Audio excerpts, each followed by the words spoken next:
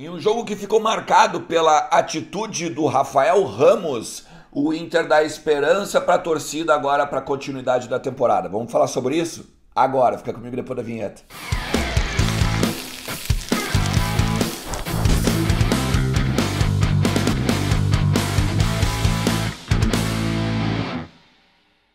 Fala pessoal, tudo certo? Tudo beleza? Olha, domingão, espero que todo mundo faça um bom churrasco e curta o domingo, ainda que esteja chovendo em Porto Alegre, né? Ainda que seja esse dia meio cinza, mas que todo mundo possa aproveitar o domingo com a família. Eu tô meio rouco, né? Depois do jogo de ontem, depois de uma gritadinha um pouquinho mais forte, né? Eu tô um pouco rouco, mas vamos lá, vamos falar do Internacional, porque o Inter empatou com o Corinthians 2-2 no estádio Beira-Rio à noite de sábado, tá? Num jogo que ficou muito mais marcado pela questão envolvendo o Edenilson e o Rafael Ramos, do Corinthians, lateral, do que qualquer outra coisa.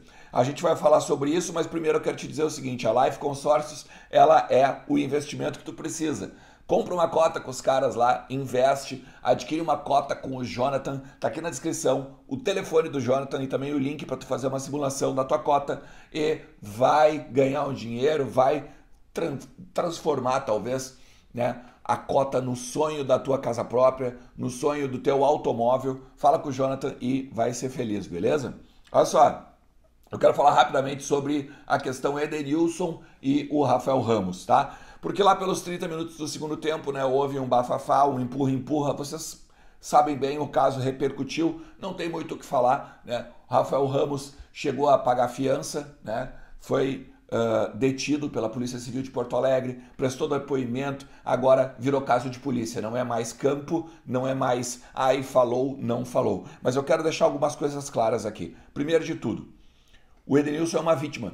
E o Edenilson a gente tem que apoiar, o Edenilson não interessa onde, quando, como, tá? Porque o Edenilson é uma vítima. A partir do momento que a gente questiona se houve ou não houve, tá? A gente está passando pano para racista, a gente está passando pano para possível estuprador, a gente está passando pano para possível abusador de mulheres, tá? Porque é o seguinte, é inaceitável que o Edenilson tenha que pedir desculpas ao Instagram dele. No Instagram dele ele pede desculpas porque não sabia como se portar. Não, meu amigo, tu não tem que pedir desculpas, muito pelo contrário, a sociedade tem que pedir desculpas para ti, Edenilson.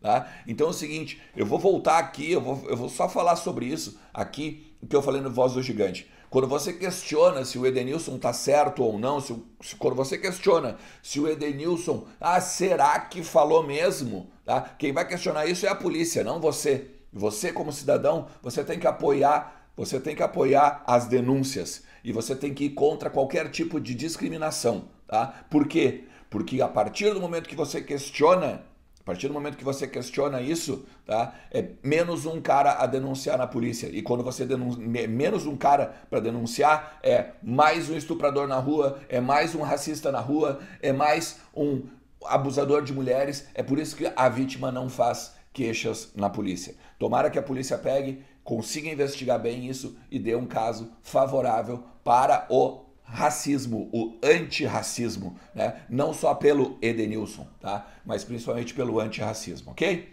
Vamos lá. Vamos falar um pouco sobre o jogo. Eu acho que o primeiro tempo do Inter foi primoroso, talvez, tirando o Grenal, um dos melhores primeiros tempos de toda a temporada, tá? O Inter teve toque de bola, o Inter teve envolvimento, o Inter teve jogadas agudas e compactas, parou de dar balão, como fez contra o Juventude, né? Essa semana de treinos que o Mano Menezes teve foi muito benéfica para o time do Inter, ok? Ok, o segundo tempo a gente pode analisar que o Corinthians obviamente melhorou, cresceu no jogo e também o Inter reduziu um pouco o seu ímpeto, né? E aí a questão da preparação física, mas aí a gente pode falar sobre isso depois. O que eu acho é o seguinte, esse meio campo funcionou. O ataque sem um centroavante de ofício também funcionou, porque o Inter teve mobilidade, o Inter teve os meias avançando e chegando à área. Tu pode ver o Edenilson, que dá o passe, inclusive, para o gol do Alan Patrick, e o próprio Alan Patrick também entrando na área. Então, o Inter tinha o elemento surpresa de um a mais, porque o Inter fazia o seguinte, o Inter atacava com 3-5-2. O Inter fazia a saída de 3 com os dois zagueiros abrindo com o Dourado no meio deles. e aí a partir daí o Bustos e o René avançavam e o Inter povoava o meio campo. Foi como ele ganhou o setor, foi como ele conseguiu ser melhor que o Corinthians na triangulação das jogadas. Era muito claro isso no Beira-Rio e era muito bonito de ver, inclusive, o Inter propondo um jogo. Não propondo de o tempo todo ataque, mas propondo sabendo o que falar, sabendo o que fazer, sabendo como se portar no campo. E isso é interessante porque o Mano Menezes ele teve basicamente 2 treinos táticos para trabalhar. Os outros treinos foram muito mais físicos, né? Então, a gente, claro, sexta-feira também teve um treino fechado, que ele deve ter arrumado alguma coisinha, mas os treinos mais fortes foram na quarta e na quinta. Então é promissor para o Inter pensar que com essa semana de treinos, o time do Mano melhorou. E aí a temporada pode estar um pouco melhor, um pouco mais, talvez, vista como com luz no fim do túnel. Porque terça-feira agora tem Inter Independiente. Inter Independiente pela Copa Sul-Americana, também no Beira-Rio. E o Inter tem que ganhar o seu jogo e torcer, claro, pelo Guairenha perder. Mas se o Guairenha não perde, e o Inter tem que fazer mais gols que o Guairenha. E essa também é uma questão boa, porque a matemática ela foi posta de lado também no domingo, agora no sábado. Por quê? Porque o Inter tem uma média de 1 gol por jogo na temporada e já conseguiu fazer 2. Ao mesmo tempo, a gente tem que prestar atenção na questão defensiva, porque o Inter tem 1 gol na temporada de média sofrido e conseguiu sofrer 2. Tá? Tudo bem, era o Corinthians? Era o Corinthians. Mas, por exemplo, o Rodrigo Dourado, a entrada do Rodrigo Dourado, ele auxilia a bola aérea. E o Inter o que fez? Teve muita dificuldade na bola aérea. Tá? Os gols do Raul e do Jô são bem complicados também.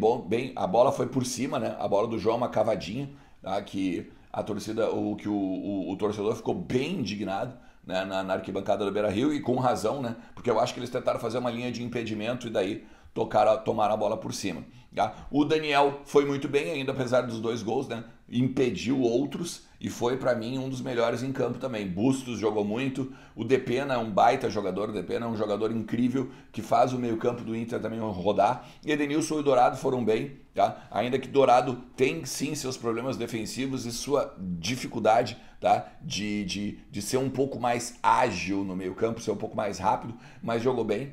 Tá? Gostei demais do Wanderson, e o Alan Patrick mostra que vai ser, agora para a sequência da temporada, uma baita de uma opção para o Internacional, porque o Alan Patrick não só deu a qualidade no meio campo que a gente precisa, mas também aquele elemento surpresa, aquele cara que pode chegar e fazer a diferença lá na frente dentro da área, como um meia, né? Como um meia deve fazer, ok? Tamo junto? Terça-feira, então, agora a gente se prepara. O Inter deve descansar hoje, descansa também amanhã para terça-feira enfrentar o Independente Medellín pela penúltima rodada, né, da Copa Sul-Americana, Grupo E. Tá? Lembrando para vocês, Alan Patrick não joga, Pedro Henrique não joga porque não estão inscritos nessa fase da Copa Sul-Americana. A tendência, eu acredito, eu me surpreenderia se não fosse a entrada do Maurício na vaga do Alan Patrick. O resto, eu acredito que é o mesmo time que vai... Agora, claro, tem a volta do Bruno Mendes também na zaga, né? Mas eu acredito que é o mesmo time que foi contra o Corinthians agora, no sábado pelo Campeonato Brasileiro, diante do Independente Medellín, beleza? Gente, tamo junto. Eu vou te pedir o de sempre, tá? Deixa o teu joinha, te inscreve no canal, ativa a notificação. Estamos chegando a 12 mil inscritos, tá? Muito legal aqui poder bater um papo com vocês, trocar uma ideia com vocês e principalmente aprender sobre o Internacional junto, beleza? Tamo junto. Forte abraço. Tchau.